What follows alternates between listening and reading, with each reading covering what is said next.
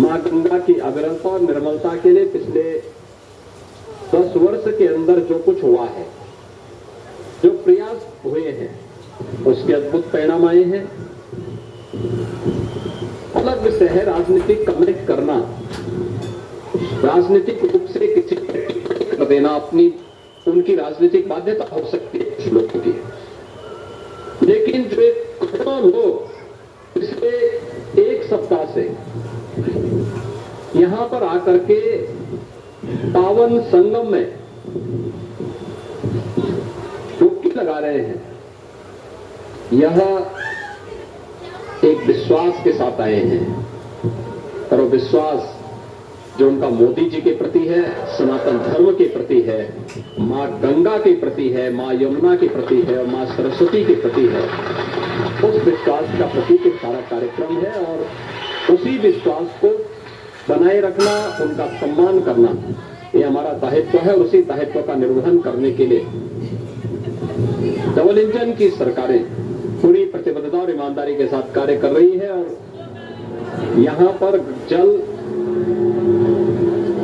स्नान करने लायक भी है, आचमन करने लायक भी है। मैं स्वयं आचमन भी किया हूं और स्नान भी किया हूं।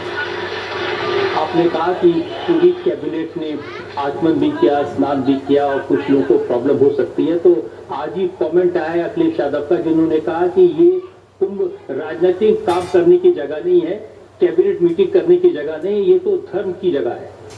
देखिए, धर्म को जिन लोगों ने संकीर्ण दायरे में कैद करके रखा है, वे लोग धर्म की विराटता और व्यापकता को नहीं समझेंगे। देखिए, धर्म एक व्यापक अवधारणा है। भारतीय दृष्टिकोण धर्म के बारे में एक विराट सोच को जन्म देता है। ये वेस्टर्न सोच नहीं है कि हम उसको उपासना विधि मात्र माने। धर्म हमारे यहां सदाचार, नैतिक मूल्य और कर्तव्यों का वह प्रवाह है जिस पर व्यक्ति और समाज का जीवन टिका हुआ है। यहां पर प्रयागराज में आकर हमारा पूरा मंत्री परिषद 25 करोड़ जनता को अपने कर्तव्यों के बारे में एहसास करा रहा है कि हमारा दायित्व है, ये कुंभ हमारा दायित्व है। आदरणीय प्रधानमंत्री जी की प्रेरणा से आस्था और आधुनिकता का जो अद्भुत संगम महाकुंभ बनने जा रहा है, इस अद्भुत संगम को उस प्रकार की व्यवस्था देना, उसके लिए हम अपने कर्तव्यों से बंधे हुए हैं।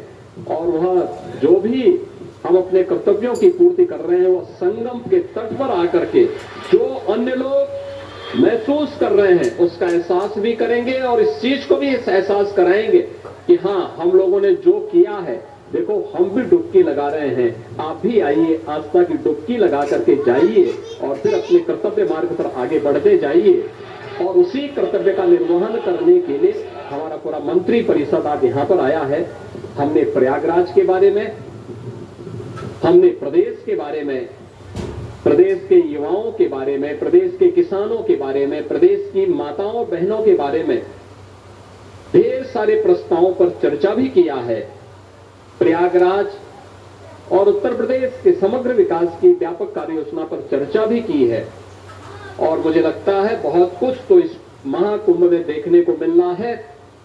शेष आने वाले जो कुंभ होंगे उसमें आने वाले श्रद्धालुओं के लिए भी सुविधा का आधारशिला आज हम लोगों ने रख दी है। योगी आपने कहा कि एक हफ्ते में 9.25 करोड़ से ज्यादा लोग आ चुके हैं, इस फिगर पर भी परेशानी है। अखिलेश जी कह रहे थे कि ट्रेन तो खाली आ रही हैं या लोग आ ही नहीं रहे हैं। प्रत्यक्षम किम प्रमाणम।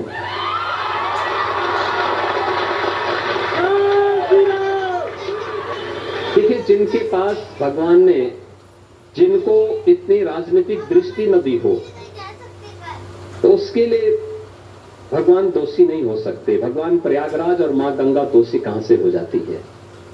जिनके पुण्य प्रस्फुटित नहीं हो पा रहे हैं, वे अंधकार में जीने के आदी हैं। उन्हें प्रयागराज का जन सैलाब नहीं दिखाई देगा। ये आस्था, उमड़ती हुई आस्था उनको नहीं दिखाई देगी, क्योंकि इसके लिए भगवान प्रयागराज ने उनके कर्मों के अनुरूप उनकी दृष्टि को भी बाधित की है। लेकिन ये फिगर कोई मनुष्य के द्वारा नहीं काउंट हो रहे हैं, बाकायदा इसके लिए कैमरे लगाए गए हैं और उसका एक पूरा मैकेनिज्म है, जीरो इंटरफेरेंस, एक एक हेड काउंट करने की व्यवस्था, और फिर उन सबको एक साथ आरटीआई के माध्यम से जोड़ करके और फिर उन्हें प्रति घंटे के अनुसार उसे प्रदर्शित भी किया जा रहा है। और मेरा अनुमान है कि प्रतिदिन, यानी पौष पूर्णिमा को और मकर संक्रांति को यहां पे 5.5 करोड़ श्रद्धालुओं ने स्नान किया। 15 को लगभग 20 से 25 लाख की थी जो यहां पे स्नानार्थियों की संख्या, श्रद्धालुओं की संख्या थी। शेष अन्य दिन ये 30 लाख, 35 लाख, 40 लाख, 50 लाख क्रॉस कर रहा है। और ये उमड़ता हुआ जो जन सैलाब है, जो आस्था है, उसी आस्था को ध्यान में रख करके किया है।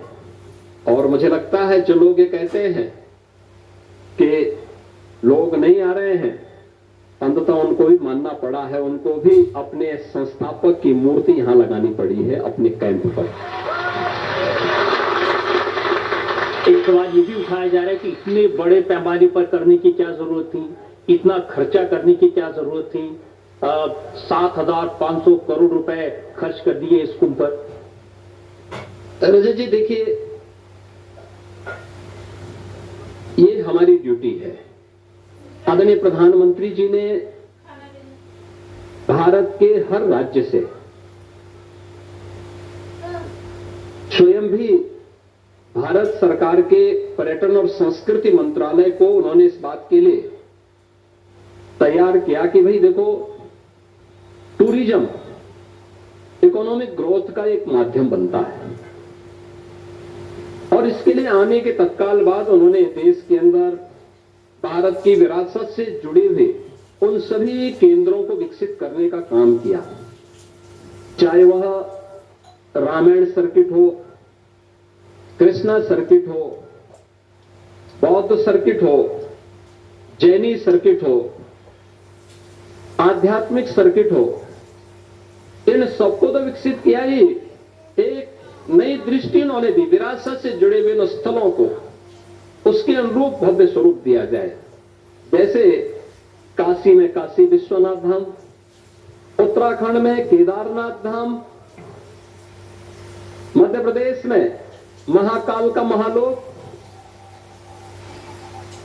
और आदरणीय प्रधानमंत्री जी का ही विजन है और उनका ही लीडरशिप है जो हम लोग अयोध्या में 500 वर्षों का इंतजार समाप्त करके मर्यादा पुरुषोत्तम भगवान श्री राम के भव्य मंदिर के निर्माण और वहां पर उमड़ती हुई जन आस्था को देख रहे हैं।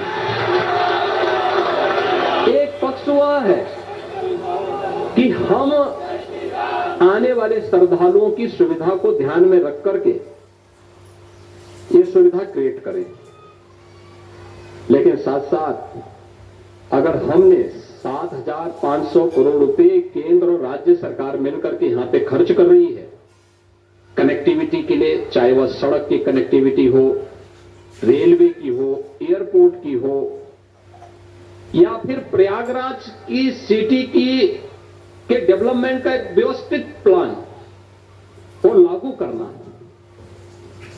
या मेले के विस्तार को ध्यान में रख करके प्रयागराज मेला प्राधिकरण को यहां पर जन सुविधाओं का विकास करने के लिए, अब इतना बड़ा जमावड़ा है, इतना बड़ा महासंगम समागम है, लेकिन आपको कहीं गंदगी नजर नहीं आएगी। ये एक पहचान बननी चाहिए भारतीयों की, भारत की विरासत की। कहीं अव्यवस्था नहीं, हजारों लोग यहां पे खड़े हैं, किसी को समस्या नहीं, बाकी रूटीन के कार्य चल रहे हैं। पेंटून ब्रिज 30 बनाए गए, 15 आने के 15 जाने के। कहीं कंजेशन नहीं। 10,000 एकड़ क्षेत्रफल में कुंभ का विस्तार दिया गया है। 5,000 एकड़ के क्षेत्रफल में पार्किंग की व्यवस्था अलग से दी गई है। यहां पर 12 से 15 किलोमीटर के अस्थायी घाट, एक साथ 10 लाख श्रद्धालु स्नान कर सके। यह विस्तार इसलिए दिया गया है कि किसी भी श्रद्धालु देश दुनिया से कहीं से आए, उसको उसके स्तर पर किसी प्रकार का ठेस न पहुंचे, यह हमारा दायित्व बनता है। तो अपने सनातन धर्म के कर्तव्यों का पालन करते हुए, धर्म के आदर्शों का पालन करते हुए हम अपने कर्तव्यों का निर्वहन कर रहे हैं। लेकिन दूसरा पक्ष इसका है, 7,500 करोड़ खर्च करके इकोनॉमिस्ट क्यों न हो, वह ये नहीं बता सकता। कहीं पे वह 7,500 करोड़ खर्च करेगा तो बदले में वहां की इकोनॉमी को 2 लाख करोड़ रुपए से अधिक का लाभ होने वाला है। लेकिन मैं आपको बता सकता हूं, यूपी की इकोनॉमी पे इसका व्यापक असर पड़ने जा रहा है। 2 लाख करोड़ रुपए से अधिक का इकोनॉमिक ग्रोथ होगा यूपी का। वह इस महासमागम के बहाने, इस महाकुंभ के बहाने उत्तर प्रदेश का होने जा रहा है। आज एक पुराना इंटरव्यू में देख रहा था, उस समय के मंत्री आजम खान साहब, उन्होंने कहा कि 2013 में मैं इंचार्ज था और मैंने किसी को एक खरोच नहीं आई, बड़े कम खर्चे में बड़ा जबरदस्त कुंभ इस टोपी वाली ने ऑर्गेनाइज कर दिया था। आजम खान ने उस समय कैसी व्यवस्था दी थी सब जानते हैं। 41 लोगों की दर्दनाक मौत भी हुई थी, यहाँ पे दुर्भाग्यपूर्ण मौतें हुई थी श्रद्धालुओं की, और कितना कंजेशन था। देखिए 2013 में मॉरिशस के माननीय प्रधानमंत्री जी आए थे इसी प्रयागराज कुंभ में, और संगम की नोच में गंदगी देख करके उन्होंने दूर से ही प्रणाम करके कहा यही गंगा है। आंखों में आंसू थे। हजारों किलोमीटर दूर से वे भारत आए थे कुंभ स्नान करने के लिए, लेकिन दुर्व्यवस्था, अव्यवस्था, गंदगी देख करके वे वापस हो लिए। आज देखना, देश भी आ रहा है, दुनिया भी आ रही है, कोटि कोटि श्रद्धालु भी आ रहा है। कहीं गंदगी नहीं, कहीं अव्यवस्था नहीं, कहीं दुर्व्यवस्था नहीं। 13 और 14 जनवरी को ही 5.5 करोड़ श्रद्धालु आए, सकुशल यहां से गए, जबकि 2013 को मौनी अमावस्या में मात्र 2.5 से 3 करोड़ श्रद्धालु भी बामुश्किल से आ पाए थे। अंतर देखिए, यह विस्तार इसलिए दिया गया है। एक दूसरा, वास्तव में इन्होंने अगर मॉडल दिया होता क्राउड मैनेजमेंट का और इतने बड़े आयोजन को सकुशल संपन्न करने का, तो उनको यूएस में जब वह अपनी सक्सेस स्टोरी को, जो एक विफल स्टोरी थी, उसको प्रदर्शित करने के लिए गए, तो उनको वहां पर जिस प्रकार के व्यवहार का सामना करना पड़ा था, बिना प्रदर्शित करके ही उनको वापस आना पड़ा था। एयरपोर्ट से वे बैरंग वापस आ गए थे। तो ये तो उनकी उस समय की कहानी थी। अगर इसको सक्सेस स्टोरी कहते हैं, तो मैं तो समाजवादी पार्टी के लोगों से कहूंगा कि सक्सेस स्टोरी को अपने घर में ही रखें, अच्छा होगा। उत्तर प्रदेश उसको स्वीकार करने को तैयार नहीं है। तो ये सही है कि जो कुछ मैंने भी देखा है, जो बाहर की दुनिया के लोग आकर देख रहे हैं, वाकई में प्रबंधन बहुत अच्छा है। लोग उत्साहित हैं, उल्लासित हैं, और जो लोग वापस लौट रहे हैं वो जाकर के खुशी से अपने घर वापस जा रहे हैं। लेकिन एक वर्ग ये कह रहा है कि देखिए, इसमें मुसलमानों को आने से रोका जा रहा है। देखिए, हम लोग किसी जाति, मत और मजहब के विरोधी नहीं हैं, लेकिन हाँ, ये आस्था और आधुनिकता का एक अद्भुत संगम है। चाहे पूज्य संत हो, चाहे वह श्रद्धालु हो, वे सभी आस्था के साथ आ रहे हैं। जो भी भारतीय इस आस्था को सम्मान देता है और देगा, वह यहां पर आ सकता है। लेकिन अगर कोई इस आस्था के साथ खिलवाड़ करने की नियत से आएगा, तो मुझे लगता है कि जैसे को तैसे का जवाब उसको यहां पर जरूर प्राप्त होगा। मुस्लिम लीडर हैं वो ये कह रहे हैं कि हम तो इतने दरिया दिल हैं, प्रयागराज में जो वक्त की जमीन थी वो कुंभ का मेला लगाने के लिए हमने दे दी, मुफ्त में दे दी, तो भी हमारे लोगों को ठेला पोंचा भी नहीं लगाने दे रहे। इतनी बड़ी संख्या में यहाँ पे स्ट्रीट वेंडर्स आए हैं, दुकान वाले आए हैं, कोई किसी की जाति पूछ रहा है? कोई नहीं पूछ रहा है। और दरिया दिली दिखानी है तो थोड़ा काशी पे दिखाइए, मथुरा में दिखाइए और संभल में दिखाइए ना। प्रयागराज में दरिया दिली दिखाने की आवश्यकता नहीं। प्रयागराज का दिल तो बहुत बड़ा है। प्रयागराज को जो लेना था ले चुका है और प्रयागराज आगे भी ले लेगा। दरिया दिली वहां दिखाने की आवश्यकता है, बड़ा दिल दिखाने की आवश्यकता है। एक भारत श्रेष्ठ भारत के लिए ज्ञान पापी सनातन धर्मावलंबियों को वापस मिल जाना चाहिए। श्री कृष्ण जन्मभूमि का पावन स्थल हजारों वर्षों से सनातन धर्मावलंबी इस आस्था के साथ जाता है। श्री हरि विष्णु का जो अगला अवतार है वो इसी संभल में होने जा रहा है, तो वहां पर वो दरिया दिली दिखाने की आवश्यकता है। उस दरिया दिली को प्रयागराज को आवश्यकता ही नहीं। प्रयागराज तो अपना हक स्वयं लेने का अधिकारी है और ले चुका है। और महाकुंभ का आयोजन हमारा सकुशल यहाँ पर आयोजित हो रहा है और भगवान प्रयागराज चाहेंगे, भगवान बेणी माधव चाहेंगे, मां गंगा की कृपा से यह सकुशल संपन्न होगा, इसमें किसी प्रकार का कोई संदेह नहीं है। लेकिन मैं चाहूंगा कि जो लोग मुस्लिम लीडर से कहूंगा कि उन्हें वर्तमान और भावी पीढ़ी के भविष्य को ध्यान में रख करके ये जरूर ध्यान में रखना होगा कि महज जिद से समस्या का समाधान नहीं होगा। उनको सचमुच जहां दरिया दिली दिखानी वहां दरिया दिली दिखा करके एक बार बड़ा दिल कर ले, सचमुच बड़ा दिल कर ले, ये हिंदू समाज उन्हें सिर आंखों पर बिठाएगा। अन्यथा उनको हमेशा उनके सामने संकट आएगा। और देखिए, हम लोग तो इस बात को मान के चलने वाले लोग हैं कि यतो धर्मस् ततो जयः। जहां धर्म है यानी जहां सनातन धर्म है वहां हमेशा विजय होगी, अंततः जरूर होगी। और हम उसको लेंगे, मुझे लगता है लोकतांत्रिक मूल्यों से लेंगे, भारत के संवैधानिक व्यवस्था के अंतर्गत लेंगे। लेकिन मुझे लगता है कि वहां दरिया दिली दिखाने की आवश्यकता है, यहां पर नहीं। यहां पे तो महाकुंभ का आयोजन इसी भव्यता के साथ होगा, आगे भी इसी एक व्यवस्था बना दी गई है डबल इंजन सरकार ने पूज्य संतों के सहयोग से, आदरणीय प्रधानमंत्री जी की प्रेरणा से। आने वाले समय में भी एक कुंभ और महाकुंभ के आयोजन इसी भव्यता के साथ यहां पर होंगे। संभल को लेकर शिकायत यह है कि वहां केस भी फाइल हो गया और जजमेंट भी आ गया, सर्वे भी हो गया, सब कुछ इतना जल्दी कर दिया। देखिए, हमारे यहाँ शुभ कार्य में बहुत लेट नहीं होता है। जब एक बार शुभ मुहूर्त निकल चुका होता है तो बार बार मुहूर्त दिखवाने की आवश्यकता नहीं पड़ती है, फिर आगे बढ़ चढ़ते हैं। और मुझे लगता है कि संबंध में वह सब कुछ दृश्य देश भी देख रहा है, दुनिया भी देख रही है।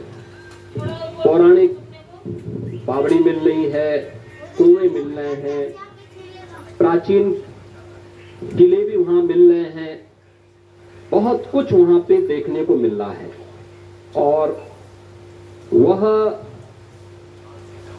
पौराणिक के साथ साथ प्रमाण, शास्त्रीय प्रमाण, हमारे पुराण तो कहते ही हैं, लेकिन पुराणों के साथ साथ आईने अकबरी ने भी इस बात का उल्लेख किया है।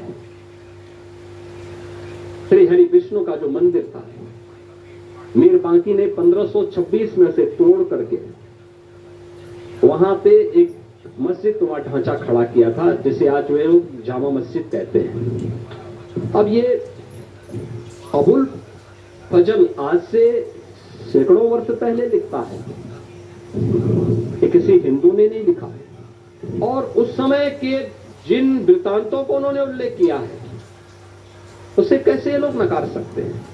कैसे नकार रहे हैं?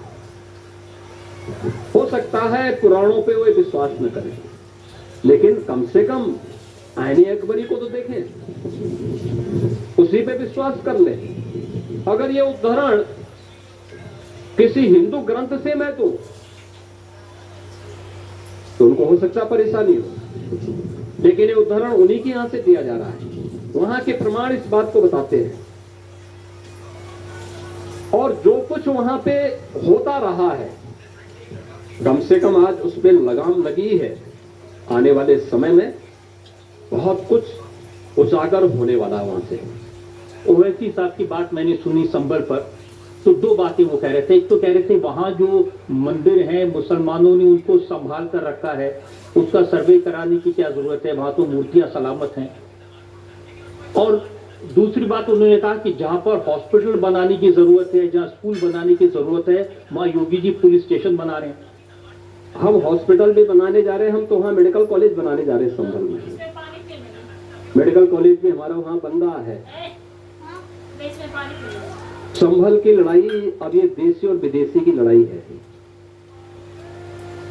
वहां पर किसी कालखंड में कोई हिंदू जिसने दबाववश इस्लाम स्वीकार किया है, आज वह भी बोलता है कि नहीं, इन विदेशियों को जिन्होंने हमारे पूर्वजों के स्थल तोड़े थे, इनसे ये स्थान वापस लिए जाने चाहिए। और ये वहां का वो मुसलमान कहता है जो आज अपने गोत्र को वहां देख रहा है, पहचान रहा है, बाकायदा उन्होंने अपना सजरा बना के रखा हुआ है, उसके माध्यम से सारी बातों को बोल रहे हैं। कहीं कोई समस्या नहीं वहां पे। हाँ, कुछ लोगों को, जो लोग मुसलमानों को अपना वोट बैंक बनाए रखना चाहते हैं, उन लोगों को जरूर परेशानी होगी, लेकिन शेष अन्य किसी को परेशानी नहीं होनी चाहिए इन सभी मामलों में। और मैं मान के चलता हूं कि आज डबल इंजन की सरकार 25 करोड़ जनता के हितों के लिए अच्छे विश्वविद्यालय बने, अच्छे मेडिकल कॉलेज और मेडिकल इंस्टीट्यूट बने, इन्वेस्टमेंट के लिए बेहतरीन माहौल बने, इन सब को करने के लिए पूरी प्रतिबद्धता के साथ कार्य कर रही है। और वैसे जिनको इसकी चिंता नहीं करनी चाहिए, उसके लिए डबल इंजन की सरकार पर्याप्त है, सोचने के लिए भी और करने के लिए भी। उनकी चिंता सबसे ज्यादा यूपी पुलिस को लेकर है। वो कहते हैं यूपी पुलिस का निशाना बड़ा सटीक है, गोली हमेशा सही निशाने पर लगती है, इनको तो ओलंपिक में भेजना चाहिए, मेडल ले आएंगे। हमने तो ऑलरेडी ये व्यवस्था की है। यूपी पुलिस ने तो जितने भी यूपी के शूटर हैं, उन सबको हमने कहा कि भाई आपको हम शूटिंग रेंज बना रहे हैं, आप मेडल लेकर के आइए और फिर आपको हम पुलिस में भर्ती करेंगे। और हमने यहां तक कि ओलंपिक में जो मेडल प्राप्त करने वाले खिलाड़ी हैं, उनको हम लोगों ने डिप्टी एसपी तक का पद दिया है, सीधे डिप्टी एसपी। 500 से अधिक लोगों को हमने यूपी पुलिस में भर्ती किया है। और आज यूपी पुलिस की कार्य पद्धति का ही परिणाम है कि उत्तर प्रदेश निवेश के देश के बेहतरीन डेस्टिनेशन के रूप में आज विकसित हुआ है। उत्तर प्रदेश इतने बड़े महाकुंभ जैसे समागम के लिए भी, जहां पर प्रयागराज की धरती पर अकेले 45 दिन के अंदर 40 से 45 करोड़ श्रद्धालु यहां आकर के त्रिवेणी में डुबकी लगाएगा, यानी दुनिया की तीसरी बड़ी आबादी प्रयागराज में आएगी। अब आप अनुमान करिए, इस पूरी व्यवस्था को सुरक्षा देना, सुव्यवस्था देना और क्राउड मैनेजमेंट के साथ साथ सिक्योरिटी का उत्तम व्यवस्था देना, यह काम भी उत्तर प्रदेश पुलिस ही कर रही है। आप मुझे बताइए कि अगर उत्तर प्रदेश पुलिस का निशाना चूक नहीं होता तो क्या इतना बड़ा आयोजन सकुशल संपन्न हो पाने में अपने आप एक चैलेंज था। लेकिन उस चैलेंज को उसी सटीक निशाने से ही हम लोग सकुशल संपन्न करने की ओर अग्रसर बढ़ रहे हैं। देखिए, उत्तर प्रदेश में कानून व्यवस्था बेहतर हुई है, ये तो पूरी दुनिया मानती है, और ये काम बड़ा मुश्किल था, ये भी सब मानते हैं, लेकिन गाड़ी पलट जाती है। देखिए, बहुत सारे लोग कानून पर विश्वास नहीं करते हैं और जैसे को तैसे का जवाब दिए जाने की आवश्यकता है और कानून के दायरे में उन सभी कार्यों को कुशलता पूर्वक किया जाता है जिससे प्रदेश के हित में कानून का राज भी हो और हर व्यक्ति, हर बेटी, हर बहन, हर व्यापारी अपने आप को सुरक्षित महसूस भी करे। एक छोटा सा ब्रेक और फौरन हाजिर होते हैं एक बार फिर योगी आदित्यनाथ के साथ।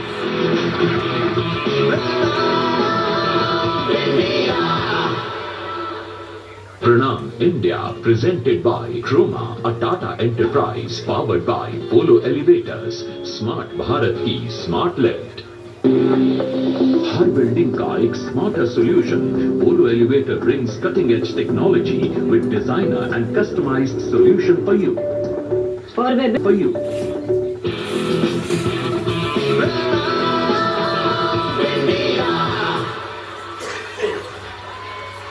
योगी जी, जो राजनीतिक लोग हैं जो आपके काम को देखते हैं, उनमें बहुत सारे लोग आपके प्रशंसक हैं, बहुत सारे लोग आलोचक हैं। मल्लिकार्जुन खड़गे कांग्रेस पार्टी के अध्यक्ष हैं। उन्होंने अभी अभी कहा कि एक हैं जो गेरुआ पहनते हैं, साधु के भेष में रहते हैं, मुख्यमंत्री बन गए हैं, पर कहते हैं बटोगे तो कटोगे, और कहते हैं वही बांटते हैं वही काटते हैं। देखिए, मल्लिकार्जुन खड़गे जी बहुत बुजुर्ग हो चुके हैं और मुझे बहुत सीनियर नेता हैं कांग्रेस के, हम उनका सम्मान करते हैं, उम्र के हिसाब से उनका सम्मान, लेकिन इस वास्तविकता को तो उनको स्वीकार करना ही चाहिए। और मुझे लगता है कि मल्लिकार्जुन खड़गे जी स्वयं इसके भुक्तभोगी हैं। उनका जो गांव है वह गांव हैदराबाद रियासत का एक गांव हुआ करता था, जो उनका पैतृक गांव, और उस गांव को हैदराबाद के निजाम के रजाकारों ने जला दिया था, जिसमें दुर्भाग्यपूर्ण तरीके से मल्लिकार्जुन खड़गे जी के परिवार के सदस्य, उनकी मां, उनकी बहन, उनके चाचा, ये सभी लोग उस दुर्भाग्यपूर्ण अग्निकांड के शिकार हो गए थे। पूरा गांव जला दिया गया था, बारावती नाम का वह गांव जला दिया गया था। इनके पिताजी इनको लेकर के किसी प्रकार से वहां निकल गए थे। तो जो निजाम के रजाकार थे, कौन थे? उस सच्चाई को मल्लिकार्जुन को स्वीकार करना चाहिए। और यही तो हम कह रहे हैं कि उस सच्चाई को क्यों नहीं आप बताते लोगों के सामने? क्या ये सच नहीं है कि जब भी हिंदू बटा है तो हिंदू कटा है, जब भी हिंदू एक रहा है तो हिंदू सेफ हुआ है, सुरक्षित हुआ है। और इसीलिए हम कह रहे हैं कि हमें बटना नहीं है, बटेंगे तो कटेंगे, एक रहेंगे तो सेफ रहेंगे, सुरक्षित रहेंगे। और यह एक सनातन उद्घोष होना चाहिए हर देश, हर काल, हर परिस्थिति के लिए, क्योंकि सनातन धर्म ने तो कभी किसी का हित किया ही नहीं। दुनिया का ऐसा कौन मत और मजहब होगा जिसको उसके संकट के समय सनातन धर्म ने संरक्षण न दिया हो? सबको संरक्षण दिया, लेकिन जो भी यहां पर थोड़ा भी मजबूत हुआ वो वापस सनातन धर्म पर झपटने का प्रयास किया। हमें संरक्षण तो सज्जनों को देना ही देना है, लेकिन दुर्जनों से निपटने के लिए भी उसी प्रकार से एकजुट होकर के अपने धर्म का संरक्षण करते हुए ही हम सज्जनों को संरक्षित कर पाएंगे और दुर्जनों को फिर उसका जवाब दे पाएंगे। आपके बटोगे और कटोगे का अर्थ निकाला गया कि आप जातियों को इकट्ठा करना चाहते हैं, जातिवाद को बढ़ावा दे रहे हैं, आप मनुस्मृति को बढ़ावा दे रहे हैं और संविधान को पीछे छोड़ रहे हैं। देखिए, जो लोग भारत और भारतीयता को नहीं जानते वे भारत के महापुरुषों को, भारत के पूर्वजों को ही गाली देते हैं। हमें अफसोस होता है कि भारत और भारतीयता को न जानने और भारत के उन परंपराओं के बारे में वे लोग टिप्पणी करते हैं जिन लोगों में इन सब के बारे में कोई भी गहराई नहीं। हमें इस बात को ध्यान में रखना होगा कि भारत उत्तर से दक्षिण तक, पूरब से पश्चिम तक एक है। देश के अंदर वेशभूषा, रहन सहन, खान पान अलग अलग हो सकता है, जातियां अलग हो सकती हैं, लेकिन जातिवाद खतरनाक है। मत और मजहब के आधार पर विभाजन खतरनाक है। हमें इससे बचना होगा, हर हाल में बचना होगा। हम लोग एकजुट होकर के भारत के बारे में सोचने की बात करते हैं। हमारा सनातन धर्म भारत का राष्ट्र धर्म है। सनातन धर्म सुरक्षित है तो भारत सुरक्षित है, भारत सुरक्षित है तो सनातन धर्म भी सुरक्षित है। एक दूसरे के साथ ये जुड़े हुए हैं, दोनों एक दूसरे के पर्याय हैं, दोनों को अलग करके नहीं देखा जा सकता। इसलिए हम बार बार इस बारे में कहते हैं कि हमें बंटना नहीं है, हमें तो एकजुट होकर के कार्य करना है। जाति के नाम पर, परिवार के नाम पर बांटने वाले जो तत्व हैं ये वास्तव में आपके हित से नहीं हो सकते।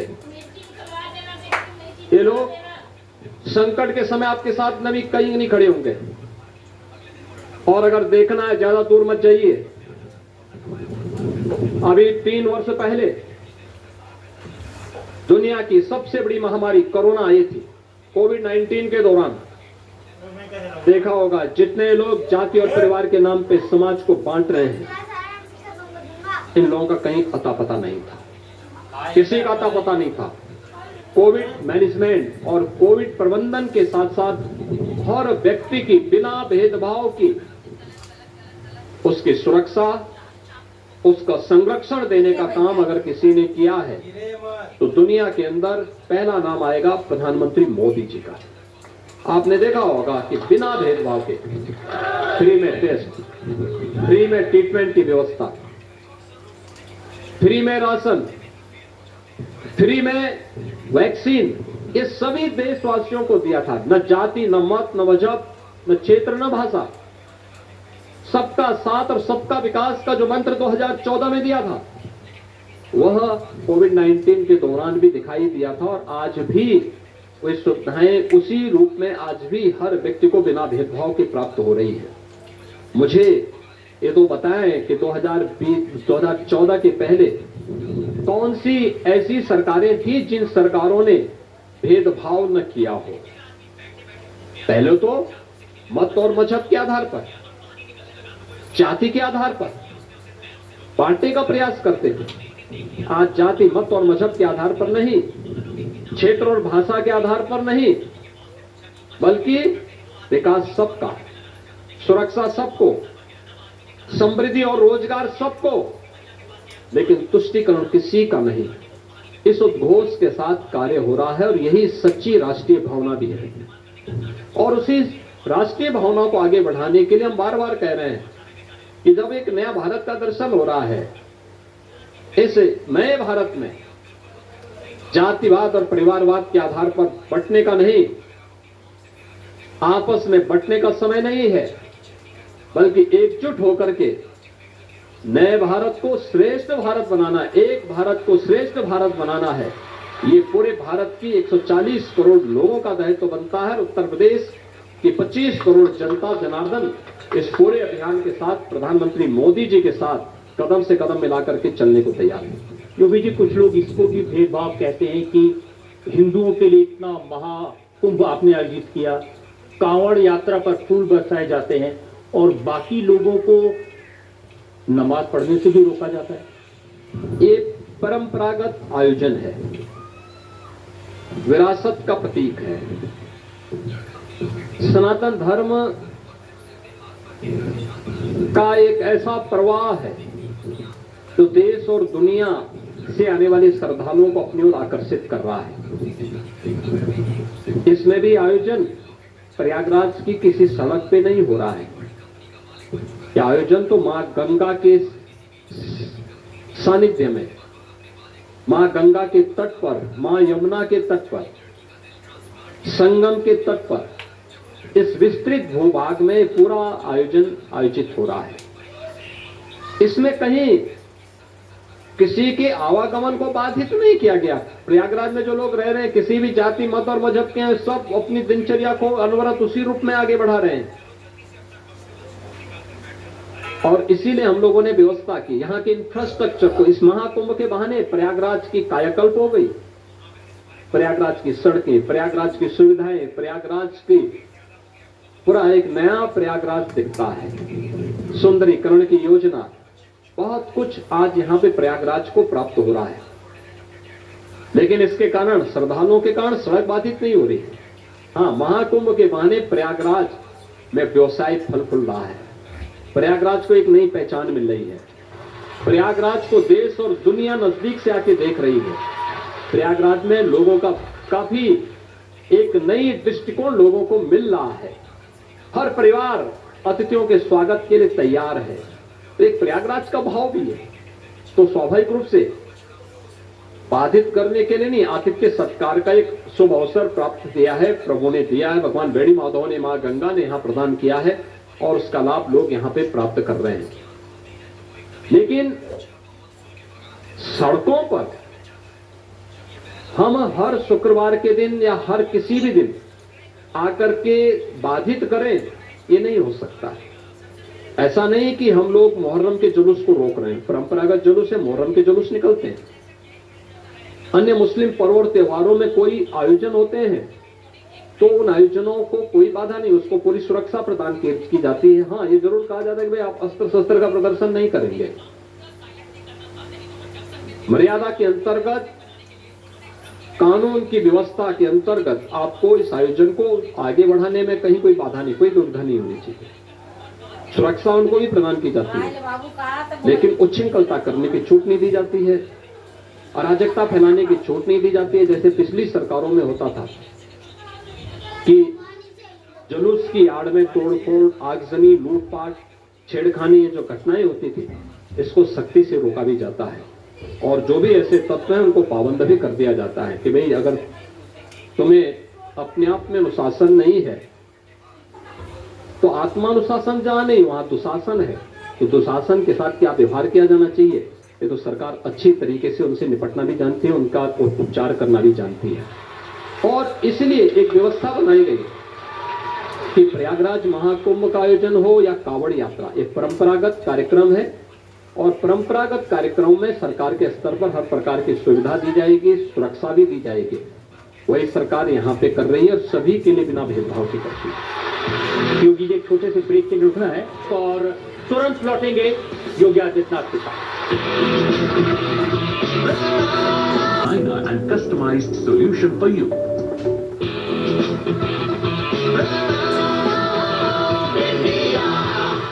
आपका एक बार फिर से स्वागत है। हमारे साथ आज हैं संगम के तट पर योगी आदित्यनाथ। मैं 10 साल पहले जब प्रयागराज आया था, जब इसका नाम इलाहाबाद था, तब मैंने सुना था कि सड़कों पर जब माफिया निकलते थे तो चीफ जस्टिस का काफिला भी उसको रोक दिया जाता था। जो लोग आज प्रयागराज महाकुंभ पर प्रश्न लगा रहे हैं, ये माफिया उन्हीं के आका हुआ करते थे। यही पार्टियां इन माफियाज को भी पालती थी और महिमा मंडित करती थी। आज माफिया नहीं है, आज तो यहां की माटी को चूमने के लिए दुनिया आ रही है, उसको नमन करने के लिए दुनिया आ रही है। प्रयागराज की धरा को नमन करने के लिए पूरी दुनिया आज यहां उमड़ रही है। और स्वाभाविक रूप से जीरो टॉलरेंस था, सरकार की जीरो टॉलरेंस की जो नीति थी, उसका दर्शन प्रयागराज में प्रयागराज वासियों को भी और देश और दुनिया से आने वाले श्रद्धालुओं को भी यहां उसकी अनुभूति हो रही होगी। इस सरकार की वचनबद्धता थी और उसका साकार रूप यहां पर प्रयागराज में देखने को मिल रहा है। कुछ तो बदला है। आज अखिलेश जी भी कह रहे थे कि हमारे भी बहुत सारे लोग गंगा में डुबकी लगा रहे हैं, लेकिन उसकी फोटो पोस्ट नहीं कर रहे। अच्छी बात है, जो भी आले, मां गंगा तो सबकी है। मां गंगा भेदभाव नहीं करती है। मां गंगा का परिवार तो हर व्यक्ति है, हर जीव है, हर जंतु है। वह किसी के साथ भेदभाव नहीं करती है। वो मेरे लिए मां है तो सबके लिए भी मां है। लेकिन जिन लोगों ने बांटने का काम किया था, जाति के नाम पे, फिर परिवार के नाम पे भेदभाव किया था, मत और मजहब के आधार पर समाज में खाई को चौड़ा करने का काम किया था, वे लोग अगर आप उपदेश दें तो मुझे लगता है ये शोभा नहीं देता, उनके मुंह को शोभा नहीं देता है। ये लोग तो कोविड प्रबंधन पर भी उंगली उठाते थे। कोरोना महामारी के दौरान इनका कहीं अता पता नहीं था। ये लोग कहीं अगल बगल झांकने नहीं आते थे। कोई स्वयं घर के अंदर क्वारंटीन हो गया था, कोई दूसरे क्षेत्रों में जाकर के अपनी अलग ही लोक की यात्रा में विचरण कर रहे होते थे। आम जनता की सुध इन लोगों ने नहीं ली थी। और उस समय भी जब कोविड प्रबंधन के बाद वैक्सीनेशन का कार्यक्रम चला था तो इन्होंने तब भी प्रश्न खड़े किए थे। भारत का कार्यक्रम सबसे सफल कार्यक्रमों में से था और ऐसे ही महाकुंभ का प्रबंधन भी बेहतरीन प्रबंधन के दिशा से जाना जाएगा। इसी दिशा में एक प्रयास डबल इंजन की सरकार ने किया है और डबल इंजन सरकार के इसी प्रबंधन को ध्यान में रख करके स्वाभाविक रूप से उनको टिप्पणी करनी है, वो टिप्पणी करेंगे, लेकिन बिना किसी इस प्रकार की टिप्पणियों की परवाह के बगैर हम लोग अपने मार्ग पर आगे बढ़ेंगे और भव्य और दिव्य कुंभ को देश और दुनिया के सामने रख करके उसकी गरिमा के अनुरूप श्रद्धालुओं को सुविधा और संतों के मार्गदर्शन में इस आयोजन को आगे बढ़ाएंगे। योगी जी, सिर्फ यूपी वालों की बात नहीं है, पूरे देश में हम राहुल गांधी की बात सुनते हैं। वो कहते हैं चाहे भगवान शिव हो, चाहे कृष्ण हो, गुरु नानक हो, गौतम बुद्ध हो, सब हाथ का निशान दिखाते हैं। देखिए, ये एक्सीडेंटल हिंदू है तो स्वाभाविक रूप से वो आशीर्वाद का हाथ है, वो पंजा नहीं है। जिन लोगों को हिंदू परंपरा पर ही गौरव की अनुभूति न होती हो, जिन लोगों ने कभी भारत और भारतीयता का सम्मान नहीं किया, सनातन धर्म के मूल्यों और आदर्शों पर जिन लोगों का कभी विश्वास नहीं रहा, वे लोग सनातन धर्म के बारे में क्या बात कर पाएंगे। जो लोग भारत की यात्रा को मात्र डिस्कवरी ऑफ इंडिया के साथ जोड़ते हो, उन लोगों से उम्मीद करना कि वे महाकुंभ के बारे में या भारत के बारे में या भगवान शिव के बारे में, भगवान राम और कृष्ण के बारे में, इन सब के बारे में कुछ कह पाएंगे, मुझे लगता है कि अनावश्यक रूप से माथापच्ची करने जैसा होगा। कांग्रेस का ही समय था। राहुल जी से मैं पूछना चाहता हूं, क्या ये सच नहीं है? इस अयोध्या के बारे में, जिस मथुरा के बारे में आज आप कह रहे हैं कि राम और कृष्ण तो सबके हैं, लेकिन 2006 की वह घटना भी आप भूले नहीं होंगे। 2005 और 6 की घटना,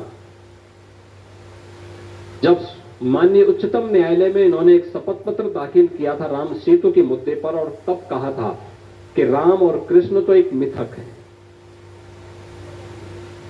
उन्होंने यानी भारत के इन आराध्य देवों को उन्होंने उस समय काल्पनिक माना था। भारत का संविधान जो मूल प्रति है, उस मूल प्रति से इन्होंने वे चित्र हटाए जो बाद में नए संस्करण संविधान के आए, जिसमें भगवान राम का पुष्पक विमान से अयोध्या आगमन का भी चित्र दिखाया गया है। भगवान कृष्ण का महाभारत के युद्ध में कुरुक्षेत्र का अर्जुन को उपदेश देते हुए चित्र भी दिखाया गया है। भगवान बुद्ध का पहला ज्ञान प्रदान करने वाला सारनाथ का चित्र भी उसमें दिखाया गया है। बजरंगबली हनुमान जी का भी लंका दहन के उपरांत का वह दृश्य दिखाया गया है। लेकिन भारत के संविधान निर्माताओं में और बाबा साहब भीमराव अंबेडकर ने भारत की इस विरासत को भारत के संविधान में स्थान दिया था। लेकिन बाबा साहब भीमराव अंबेडकर के द्वारा बनाए गए संविधान में बार बार संशोधन करके कांग्रेस ने बाबा साहब भीमराव अंबेडकर का भी अपमान किया और संविधान से सब चित्रों को हटा करके भारत की विरासत का भी अपमान किया है। इसलिए राहुल गांधी को इस पे बोलने का कोई अधिकार नहीं होता है। अब आप दिल्ली जाएंगे तो कैंपेन करने, तो वहां आपको अब एक नए हिंदू मिलेंगे, अरविंद केजरीवाल।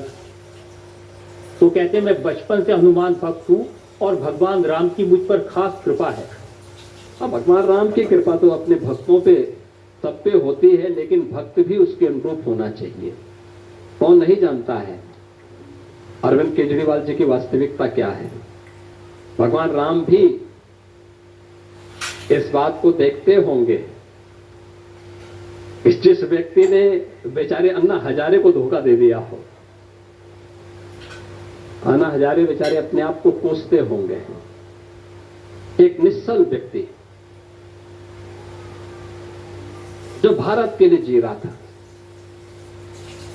किस प्रकार का व्यवहार इन्होंने किया, कहां वो लोकपाल चला गया, पूरी लड़ाई लोकपाल को लेकर कहां चला गया, आज इनके आचरण क्या है और आज किस प्रकार का व्यवहार कर रहे हैं लोग, राजनीति को कहां लेके जाएंगे। मुझे लगता है कि दिल्ली की जनता इस बार जरूर इस इनके वास्तविक चेहरे को देखकर इनको जवाब देगी, जरूर जवाब देगी। और क्या ये सच नहीं जो घोषणा कर रहे हैं पुजारी और पंडों के लिए दिल्ली में, मुल्ला और मौलवियों को इनके द्वारा दिए जाने वाले मानदेय को ये पिछले कई महीनों का नहीं दे पाए, कई महीनों का नहीं दे पाए। और जब ये मुद्दा उठा तो उन्होंने उस मुद्दे के साथ पुजारी भी जोड़ दिया, जिससे तब पुजारी उनका विरोध करे, वो इनका विरोध करें, उसके बाद कह रहे साहब विरोध के कारण नहीं दे पा रहे हैं। थोड़ा यानी कहां लेके जा रहे हैं व्यवस्था को। आखिर आप 10 वर्षों से क्या कर रहे थे, ये प्रश्न पूछा जाना चाहिए। पुजारियों को आपने 10 वर्ष पहले क्यों नहीं घोषणा की, क्यों नहीं की आपने। लेकिन दिल्ली के अंदर हम लोग जाएंगे इंद्रप्रस्थ बनाने के लिए, और इंद्रप्रस्थ में कल से लड़ाई प्रारंभ होगी। अवश्य दिल्ली की जनता इस पे जरूर ध्यान देगी। और दूसरा जो उन्होंने अभी वक्तव्य दिए हैं, कोरोना कालखंड के दौरान भी पूरे देश ने देखा था उत्तर प्रदेश, बिहार, उत्तराखंड के लोगों के साथ किस प्रकार का व्यवहार दिल्ली की केजरीवाल सरकार की उस समय थी। उनका पानी का कनेक्शन काट दिया गया था, उनके राशन कार्ड छीन ले गए थे, उनके घरों में जबरन ताले बंद करवा दिए गए थे, उनके रोजगार को छीन लिया गया था। यह व्यवहार था। चुनाव उसका एक अवसर है, जनता जनार्दन उसका हिसाब भी लेगी, उनसे इसका हिसाब भी लेगी, जरूर लेगी। एक और छोटा सा ब्रेक और तुरंत लौटेंगे योगी आदित्यनाथ के साथ।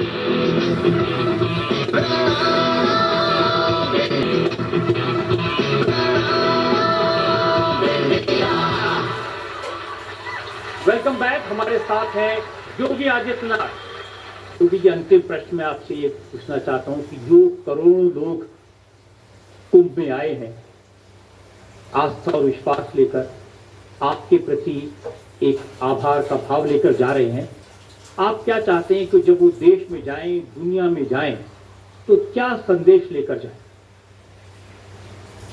देखिए, मैं तो यहाँ पर एक विनम्र सेवा भाव के साथ हमारी सरकार यहाँ पे कार्य कर रही है।